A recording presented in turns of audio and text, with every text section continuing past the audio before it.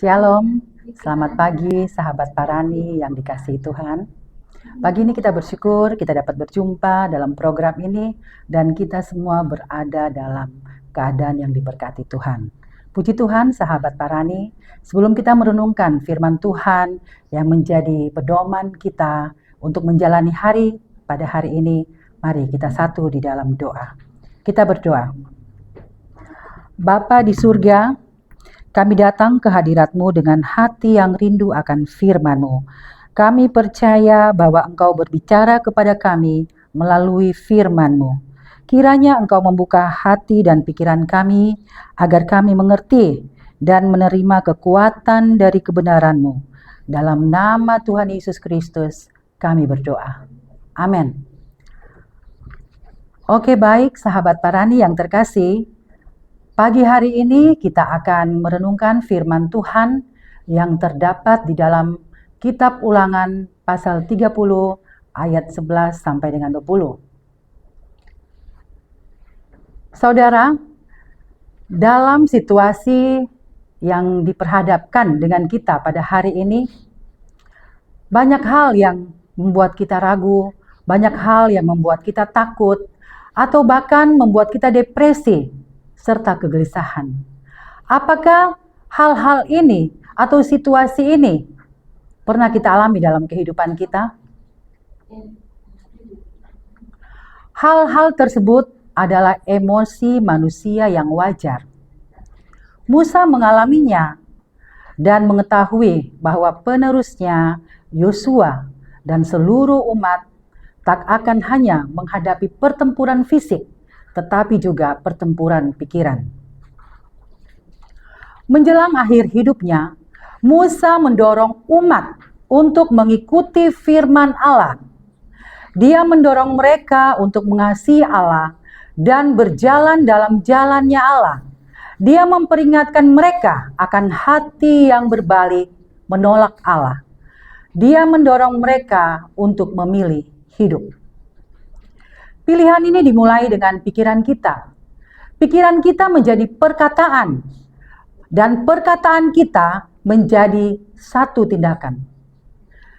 Dan dalam setiap hari hidup kita, pilihlah pikiran yang memberi hidup. Saudara Parani, penerus Musa adalah Yosua. Dia adalah pemimpin baru umat Allah. Dia akan banyak menghadapi pertempuran. Dia pemberani, kuat.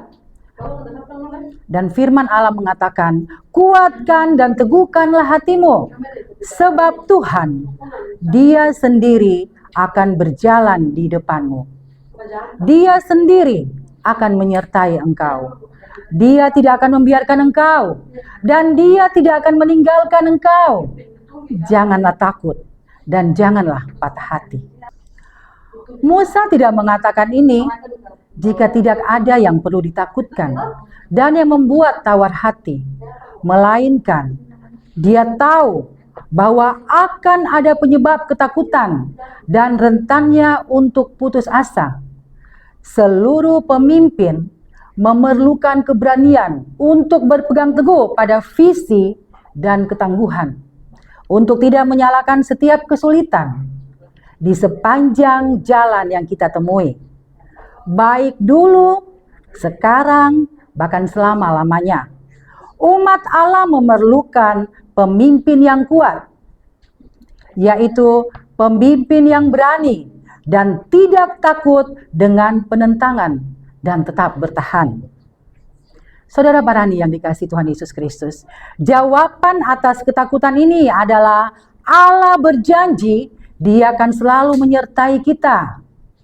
Sebab Tuhan Allahmu, Dialah yang berjalan menyertai engkau. Allah berjanji hal yang sama pada saya dan saudara hari ini. Dan ketika kita diserang oleh keraguan, ketakutan, dan kesulitan, ingatlah, kemanapun kita pergi, apapun keadaan kita dapat meminta kepada Allah untuk berjalan di depan kita dan mempersiapkan jalan.